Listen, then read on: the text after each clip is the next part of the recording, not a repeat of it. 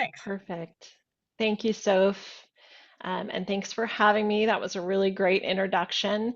And I'll just note, I'll only be presenting for half of this session.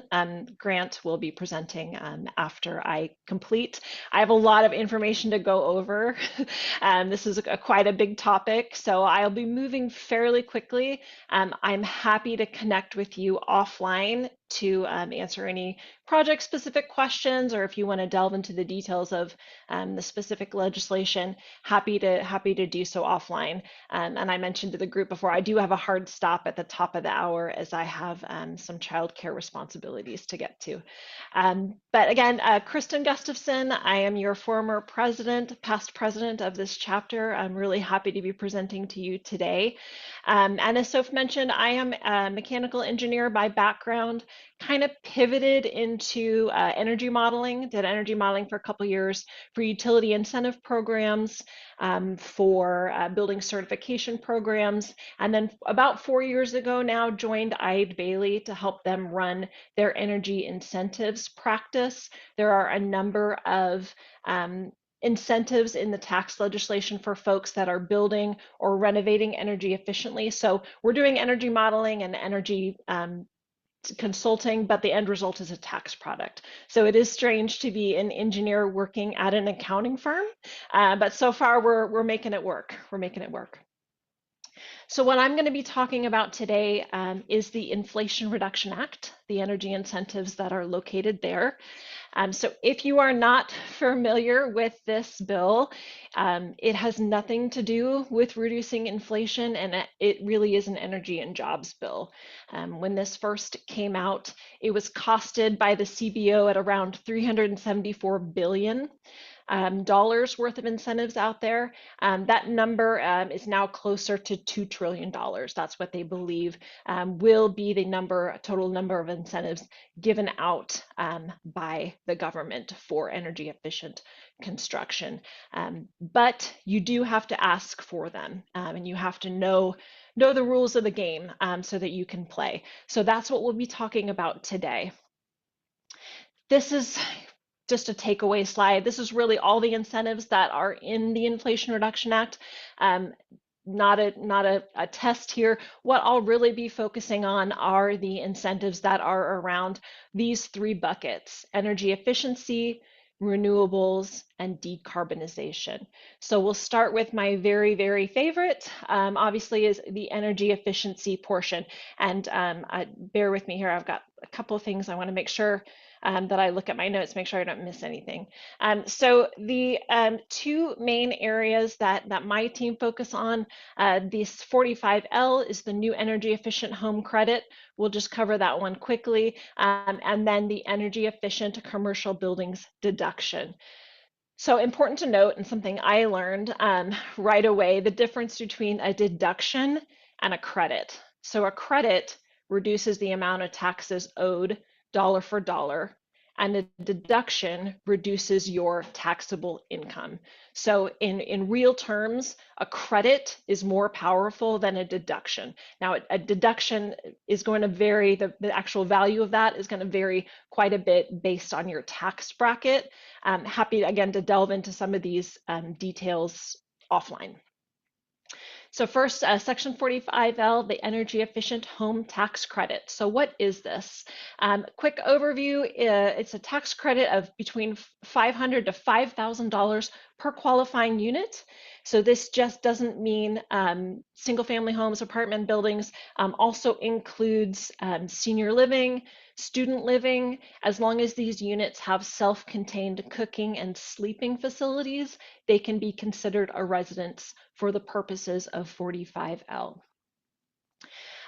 Quick slide here showing how this particular piece of legislation changed with the IRA. So prior to the IRA, this was a credit of $2,000 per qualifying unit. with a baseline of IECC 2006. Energy models are required to vet out the different savings thresholds there. And how this changed with the IRA starting in 2023.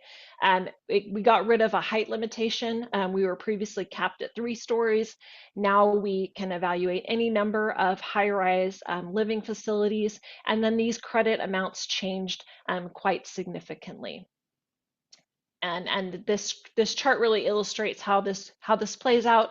So for single family homes, the credit for homes which meet the Energy Star single family new homes program requirements and are certified as such receive a base credit of $2,500. This also applies to homes that go through the manufactured home program. And then those values double to $5,000 for any homes which are certified as zero energy ready. And this is not a program that you're going to fall into by accident. You're going to design these homes right from the start to meet all the qualifications of both of those programs. And then on the multifamily side, we start to see this base and bonus credit. So the base credit for any homes which meet the multifamily new construction national program. And then again, that doubles if they are certified as zero energy ready. Now, if they meet prevailing wage requirements, that amount 5x's to $2,500 or $5,000 per unit. So prevailing wage, that is something that you're going to hear quite a lot of in the Inflation Reduction Act, essentially ensuring that folks are paid the rate that they should be paid as defined by sam.gov. It's based on the type of labor and the location of the project as defined by Davis-Bacon. If you're familiar with that, the reporting requirements aren't as stringent as Davis-Bacon. Essentially, we're just looking to ensure that we pay the right workers to pay the right rate to workers that are on the project. All right, so a quick case study here. This is a pre-IRA project, so $2,000 credit per unit. We evaluated 135 single-family home development in Minnesota. It had highly efficient envelope and a heat pump system. So as a result, we were able to qualify 100% of those homes, resulting in $170,000 worth of tax credits, and those went to the builder of this development. A case study on the post-IRA side. So this is a 4-story senior living townhome complex. I believe this one is in Oregon. Had a highly insulated slab, again, a heat pump system, also had Energy Star appliances and LED lighting throughout. So as a result, 100% of those units will qualify for that $2,500 per unit, resulting in $650,000 in credits. So you see those numbers add up pretty quickly. It isn't a slam dunk. It is definitely a fairly high bar for qualification for projects. We do have this targeted efficiency sheet. If you are building homes or you're interested in, I have clients that build homes, happy to put one of these together for you just to kind of show you the minimum homes, minimum standard for homes that tend to qualify for these kinds of credits. All right, so we'll move into something that might be a bit of more interest here, the Section 179D energy efficient deduction. So this is available for projects for HVAC, building envelope, lighting up to $5 per square foot, and that value is indexed to inflation. So these projects tend to work in one of two ways. So for our privately owned projects, these are buildings owned by individuals or entities which pay taxes. This is a permanent deduction, and we can look back as far as January 1st, 2006 to find these deductions, and projects are eligible for the deduction every 3 years. Now, for buildings which are owned by entities which don't pay taxes, so school districts, state or local government buildings, any tax-exempt entities such as non-for-profit hospitals, they can assign the deduction to a designer of that energy efficient property. So that would include architects, engineers, general contractors, ESCOs, anyone who's had a hand in designing those energy efficient components. So for these kinds of projects, we can look back at any project that was first occupied in an open tax year. So 2020 is rapidly closing, but 2021 through the present, you do have to amend your returns to take it in a past tax year. But this deduction is available every 4 years for these kinds of projects. So how this deduction looked prior to the IRA, it was $1.80 per square foot, again, indexed to inflation, so that for 2022 projects, that value is $1.88 per square foot. We use energy models to vet out the savings here. There are a number of different buckets for lighting, HVAC, and envelope.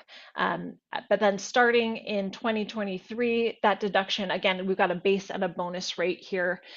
We build a whole building energy model to show those savings. And I've got a couple slides that talk about that coming up here.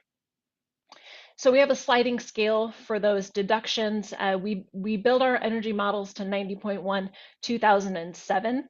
So it's a fairly low hurdle for most projects to get over, especially here in Washington State, where our projects are held to a higher energy standard than elsewhere in the country. We know any project, any new construction project, and any renovation that includes HVAC is going to qualify for something. So that deduction caps out at $5 a square foot. For 2023, that value is $5.36 a square foot. And for 2024, it's $5.65 a square foot. How this is calculated. For earlier projects, we use the 2001 version of 90.1. For current projects, we're using the 2007 version. And in 2027, we're meant to be going up to the 90.1 2019 version. I'll note that this date has been pushed back 3 times already. So we have every indication that that's going to get pushed back yet again, or a more a different version of ASHRAE, because 2019 is a fairly strict version to try and claim savings against. We build our energy models to the standards of the IRS and the DOE. From Notice 2006-52, we use the performance rating method. So we use the energy and power costs for these end uses only: interior lighting, heating, cooling, ventilation, and hot water. So all exterior and process loads are pulled out of both sides of the equation. I've had this talk many times with fellow energy modelers and engineers who don't understand how even 25% savings can be achievable. But when you pull these exterior and process loads out, you'll find that most projects, again, will qualify for something. So how do designers benefit? So essentially, the exempt org, the tax exempt org, allocates the deduction to the designer. We use something called an allocation letter. We put those together. Essentially, this is the mechanism which officially transfers the deduction from the entity to the designer. And we put these together for our folks just to make sure everything, all the I's are dotted and T's crossed, things of that nature. So a great practice for any of the designers in the audience is to work with your tax exempt entities to put the language in your agreement, which allocates the deduction to your firm when that time comes. I think we talked about this. Who's a designer? Anyone who creates those technical specs for the energy efficient components. But someone who merely installs, repairs, or maintains is not considered a designer by the IRS. So want to make sure we draw that distinction. A couple quick case studies here. This is the mixed use a new construction of a mixed-use facility. Again, I've got a high-performing HVAC system here, LED lighting, occupancy sensors. So this entire building will qualify for that $5.36 per square foot deduction in 2023, just under $1 million deduction for the owner. This is the renovation of a nonprofit hospital we worked on for a mechanical engineering client of ours. They swapped out the lighting in several portions of the building, and they replaced the existing boiler and chiller with more high-performing units. So as a result, that entire 250,000 square foot building will get that full $5.65 per square foot deduction in 2024. So $1.4 million deduction for the designer. All right, and I can see I'm going to have to move a little bit faster to make sure that Grant has all his time. So I will keep going here. The next section is these renewables, the investment tax credit and the production tax credit. They both incentivize the same technologies, but one is based on the production of the units based in kilowatts, or the other one is based on the cost. And what we tend to find is that the investment tax credit returns more benefit, but it is a case-by-case scenario. So be sure and evaluate the particulars for your projects. So this is the Clean Energy Investment Tax Credit, Section 48. The purpose here to offset some of the costs associated with investing in some of this renewable equipment, including what you see here. This is not an exhaustive list. This is just what we're seeing.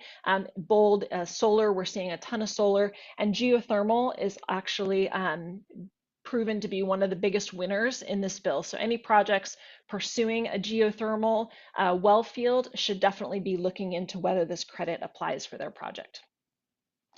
So how does this work? There's two things to figure out.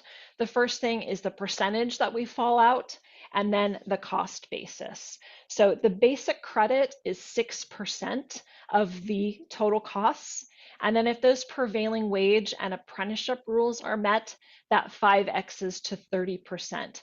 There are some safe harbors in place here.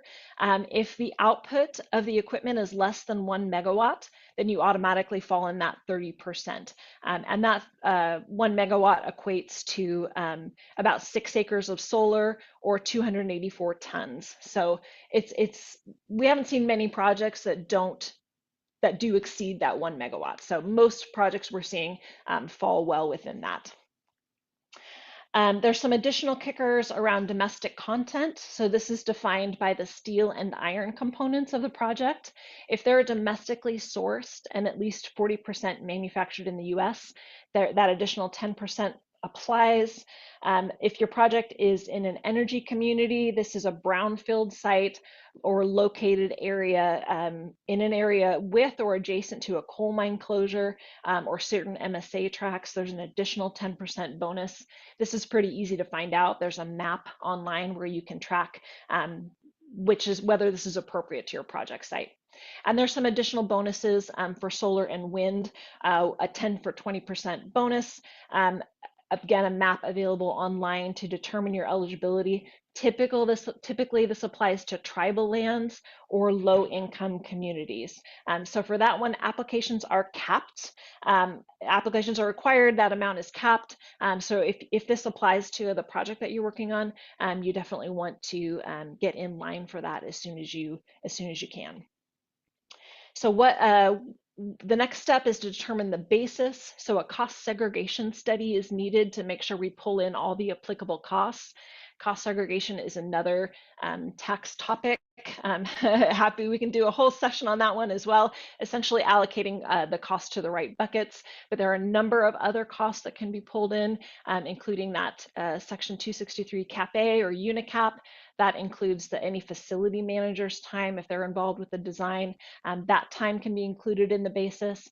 Any interconnected property, if you have an interconnection agreement with your utility, you're providing some of the solar, for example, that can be pulled in. And any dual use property can also be pulled in. So for dual use, what we would mean there, a good example is a geothermal system.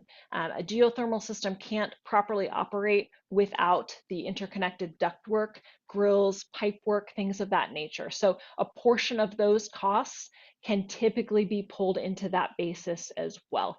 So the particulars are going to depend on your project, so be sure and consult your tax professional to make sure you're really maximizing how to benefit from this credit. Some additional considerations here, the start of construction is really important to determine where your project falls. Some of these benefits move to a different code section starting in 2026. So make sure you understand the rules for your project. And then that placed in service date is also really important. That will be the tax year that the credit is available. Two new code sections came out recently. If you're having trouble sleeping at night, highly recommend 6417. That is the new rules around direct pay. So for tax exempt entities, this credit essentially works as a check in the mail. The IRS treats this as an overpayment of tax. So these entities can receive these funds directly from the government.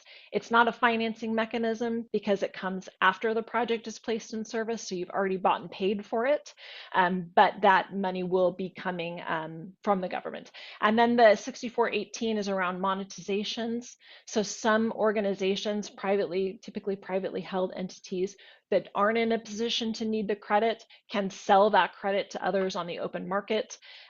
We're seeing around 80 to 90 cents on the dollar is where folks are landing with those. Other things to keep in mind, if your project is being financed by a tax-exempt bond, you might receive up to a 15% haircut of the benefit that's available, and there are other impacts to projects financed through federal grants. So I want to make sure you understand the particulars of your project before we finalize any numbers. And I'm speeding through. My last section here is around decarbonization.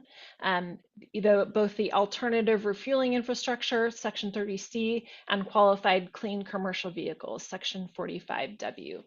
So starting with electric fleets, if you or your client planning to electrify your fleet, know that these credits are out there. So for standard vehicles, up to $7,500 per vehicle, and if the larger vehicles, up to $40,000. Most dealerships have the latest and greatest information on these credits, so be sure and check with them if that's something that you're planning to do. And then on the infrastructure side, any folks planning to install alternative fuel vehicle charging and refueling property there, that 6 or 30% applies, 6% base credit, 30% bonus. But your project does have to be located in a low income and non-urban area in order to qualify for it. That's a snippet of the map available online. So you can see that there are some areas around Seattle that would fall into that particular bucket. So again, just knowing that these credits are out there and available to help you with some projects. So a summary here of all the sections that we covered into those two buckets. So for privately owned buildings, that's section 179D, up to $5.36 per square foot of a tax deduction for 2023. The section 45L, up to $5,000 credit per unit. And then the section 48 and 30C, we're seeing up to 50% of the direct and indirect costs of those renewables and alternative fueling infrastructure as a credit. And then for non-tax paying entities, that section 179D can be allocated to a designer of the energy efficient property. And then for the renewables and alternative fuels, up to 50% of those costs coming as a rebate from the government. Happy to provide these slides for folks if they want them. And how our firm typically helps, depending on where the project is, we can advise, help look at different alternates in terms of what credits are available for alternate systems, and then help support folks through filings. So what do we forecast that this 1.7 trillion will do? Well, number one, it's either going to reward the behavior of folks that are already planning to do energy efficient or install and invest in renewables, or it's going to change behavior, encourage folks to look at alternates, particularly, as I mentioned, in other areas of the country where the state and local codes aren't forcing or encouraging people to do that. It's going to help them change that behavior. At least that's the intent of the legislation. I do have an example here, and then I'll turn over to Grant. This is a project that was placed into service January 15th of 2023. So they were already doing this electrochromatic glass. I don't know if you've heard of that. It's a glass that changes its opacity depending on the time of the year, if you want the solar heat gain or if you do not. They were able to claim that Section 48 credit on the glass. And then they were able to obtain that 179D deduction for the full square footage of the building. So they were rewarded for things that they were already doing. And then a change behavior example. So we were working with a diocese up in Fargo where they were evaluating doing a geothermal system versus an existing, swapping out an existing gas boiler. We were able to run the numbers for them and show them that they were able to more than recoup the cost of the geothermal thanks to that dual use property that I mentioned. So a win for them. They were able to get that project essentially paid for, and a better performing system to boot. So I will end there. Again, happy to answer questions offline as they come up. And thank you for letting me talk to you guys today.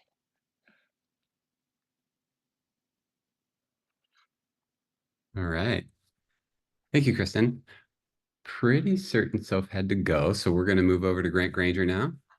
Welcome, and let me know if you don't have control, but I think you do. I think I have that power, so. Excellent.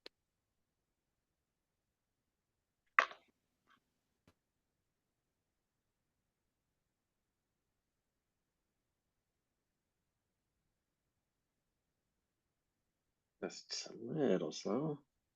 Can everyone see that okay? Yes, we're good. Perfect. Well, thanks everyone for the time today. By way of introduction, my name is Grant Granger. I'm an account executive here on McKinstry's technical services team. So a few caveats to get us started. I am not an engineer by trade, and I work primarily on our consulting side, so helping with more operations-based energy efficiency. I work, hand in glove with our projects team. But a lot of my time over the last few years has been helping getting clients ready for clean buildings, the Washington State Clean Buildings Performance Standard. First, helping clients understand what it is and where they need to start in terms of their long-term planning for energy efficiency projects. I don't have an energy efficiency project development background, but like I said, I do work closely with our teams here that do. And I see some familiar faces on the phone here and on the screen, so that's great. Because we are in a virtual environment, I have two other individuals that you may hear from today backing me up. So apologies in advance if either of these rascals you hear in the background when mail is inevitably delivered right in the middle of this presentation. The topic for us today is going to be how are energy efficiency projects funded and financed. It's a broad topic, a large topic, so I'm going to stay pretty high level and just touch on some of the common ways that projects can receive financing, but please ask questions as we go. I'll try to keep an eye on the chat as well. And we'll dive into a number of different areas, but I'm kind of not too deep in any particular one. We talk about how efficiency projects get funded and get financing. Well, first they have to be on the radar for the client. And this is kind of a traditional decision-making path for any public or private entity. When they're looking at their portfolio of facilities, they're often looking at the buildings from an asset condition standpoint, from a growth and occupancy, how full are my buildings, how much space do I have? How much space do I need to plan for in the future, whether it's growth or shrinking number of occupants? And then how well are my buildings serving the needs of those occupants? Those are kind of the three very generic traditional pillars around which building owners have traditionally capital planned. Ideally, in a perfect world, they're looking at life cycle costs, but that's not what we've often found in the market overall historically. That process of capital planning is influenced by studies in all of those three major functional areas, and then weighing those different elements is how folks build out their capital plans and prioritize their capital investments and any third-party funding or additional funding they might seek. Now, I say at the top that energy is a new decision-making factor. Everyone on this call might roll their eyes a little bit about the new part of that. But both through code here locally and increasingly nationally, building performance standards, whether they're state or local, energy is shifting and kind of nudging its way into a role that we all had hoped would have been voluntary and more broadly adapted over the last 15 or 20 years. So things like the Washington Clean Building Standard, things like the Building Performance Standard that's coming in Oregon, obviously the Seattle Building Energy Performance Standard, those are starting to push more building owners to ensure that energy efficiency and sustainability, or electrification, decarbonization, are more central to their capital planning process. And from that, there are asks for capital investment. So that's the end of my brief soapbox. There are a number of different buckets that financing can fall into. I work primarily with schools, so I have kind of more of a public focus here. A slightly different set of rules for private. Those can include the client sources for capital projects, so their own capital funding through capital budget that they've developed as a part of that process, whether through facility condition assessments or energy assessments. Can include voter-based debt and bonds or levies, and additional state funding that is non-grant related. There are also different procurement and financing options, including some of which we'll dive into, not all of which we'll dive into. And then on the far right side there, you see grants and rebates. Those can be utility-based, state, or federal.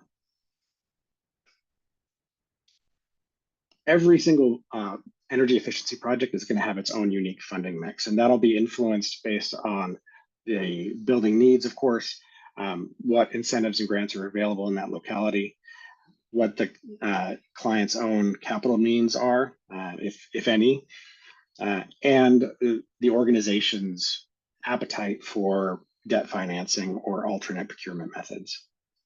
So this is not a stat across the state or anything like that. This is just to show kind of a sample funding mix that might come to bear for a specific project. It's also going to be influenced by what the needs are of the building and the available incentives that tie to the systems that will go into place. For the purposes of this kind of high-level overview, we're going to focus on the 4 buckets you see here.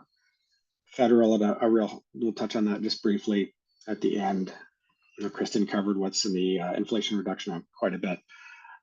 State grants, utility and local, and then we'll also dive into a couple of different options on the procurement and debt side. So for state grants, here in Western Washington and Washington in general, we are fortunate that the state does have significant funding in the form of grants, both for infrastructure and for energy efficiency. There's not everything available in Washington and Oregon here listed on the screen, but a good representative mix. Something to remember here with state grant fundings, they're competitive. They are subject to that biennium's legislative priorities, so they do shift budget to budget, and they are subject to available funds. So for example, in the K-12 space, for our urgent repair grants, which is one common funding source, they're highly competitive, and the list of applicants always has exceeded the available funds. So it's not a cure-all. None of these are a cure-all, but we are better positioned than other states throughout the nation. With state and with any federal grant as well, there are a couple of considerations. Whether or not that grant that is available for the actual solutions needed at the building. So, for example, if the building systems that are being upgraded, do they match the grant specifics? So if it's a solar only grant, it may not match the need of the building. do the reporting requirements, the timing of the project requirements and labor requirements match the actual project that is being scoped? And this is often a sticking point. Are there funding match requirements? Many do not have a match, and that is ideal in terms of flexibility for clients who may not have other funding sources to bring to the mix, other slices of that pie.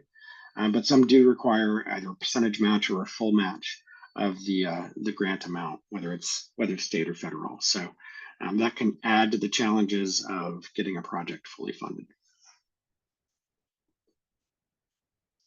So just by way of example for some of the complexity for a specific grant, this is probably one that many of you are familiar with, tied to the Clean Buildings Performance Standard. This is the Early Adopter Incentive Program.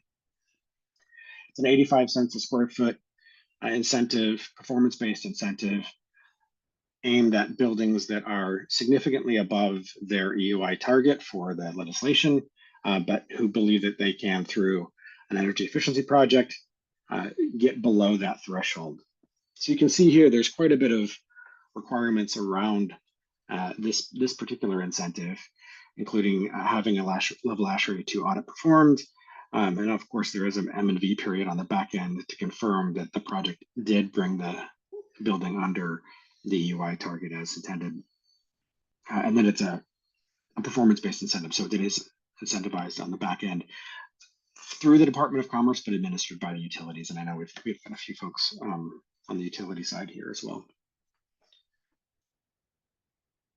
One kind of side note on the early adopter, it has not been highly adopted. I think most folks on the phone may have found that in their projects and conversations with clients.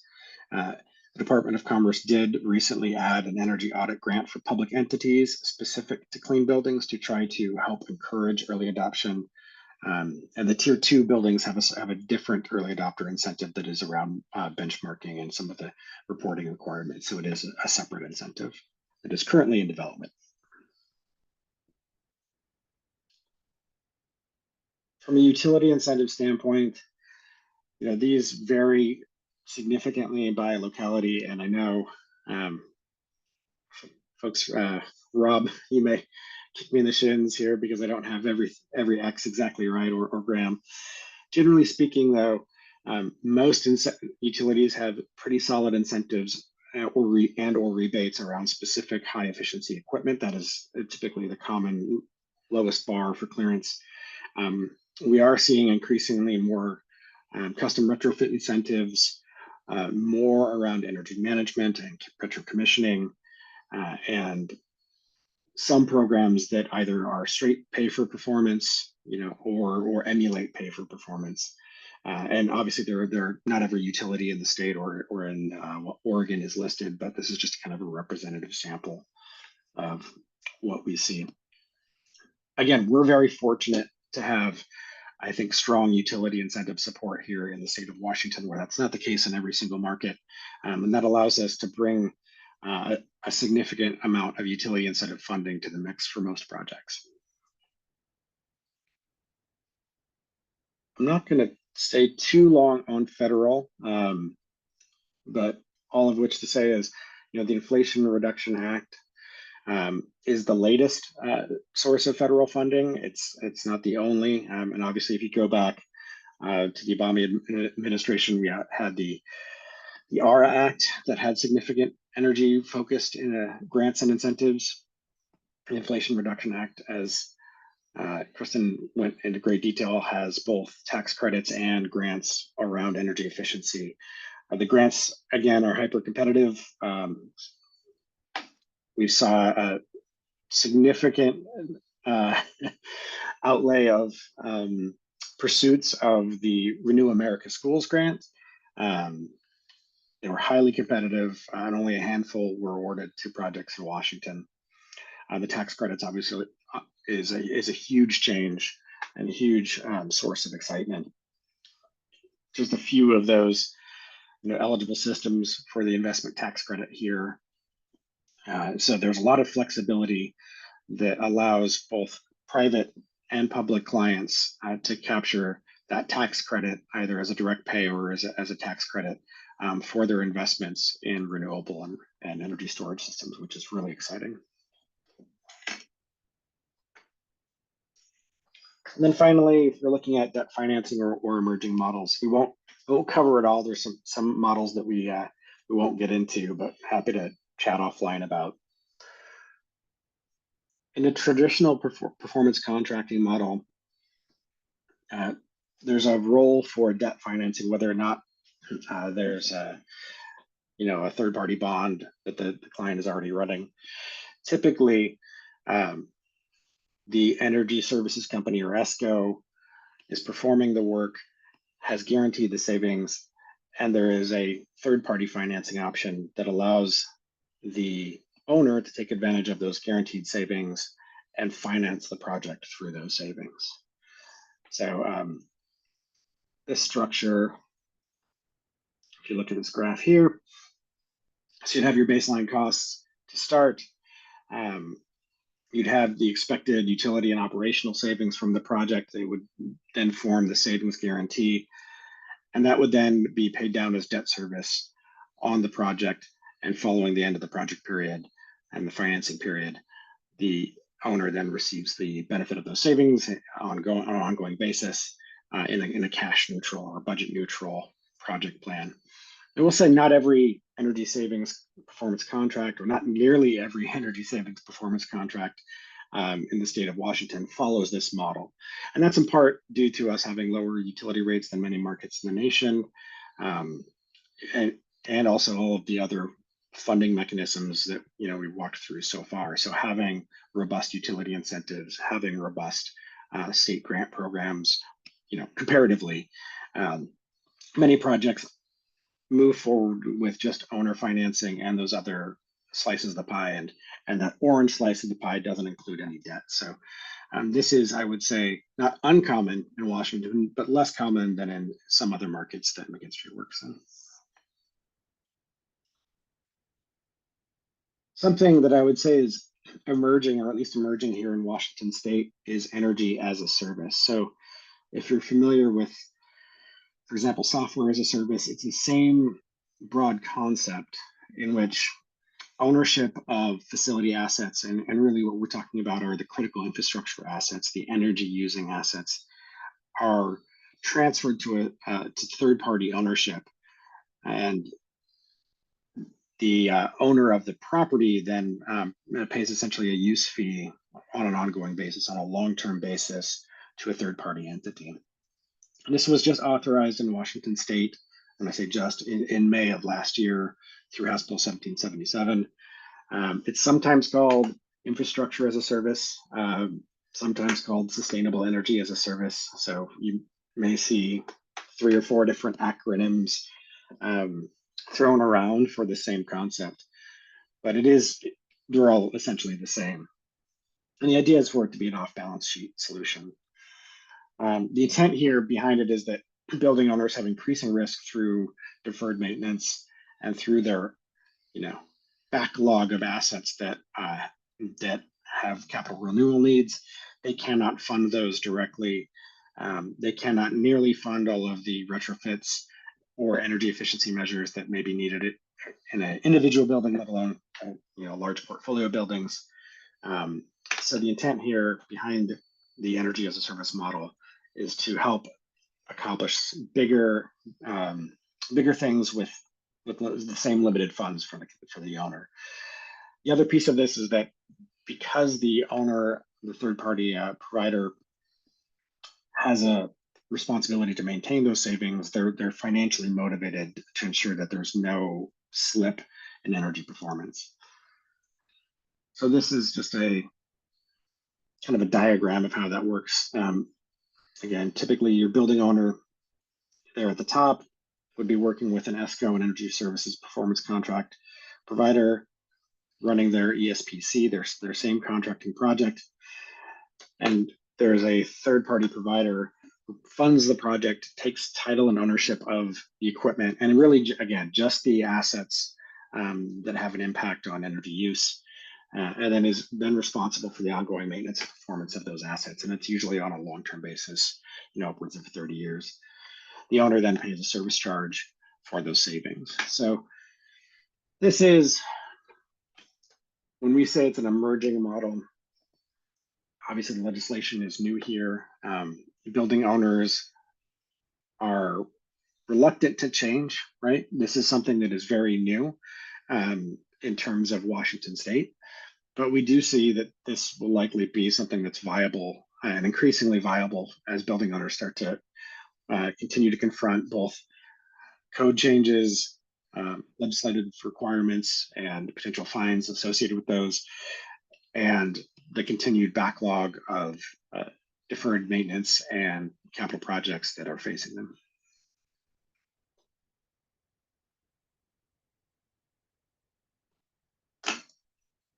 And I think I went a little quick, so I'm happy to answer any questions that folks may have.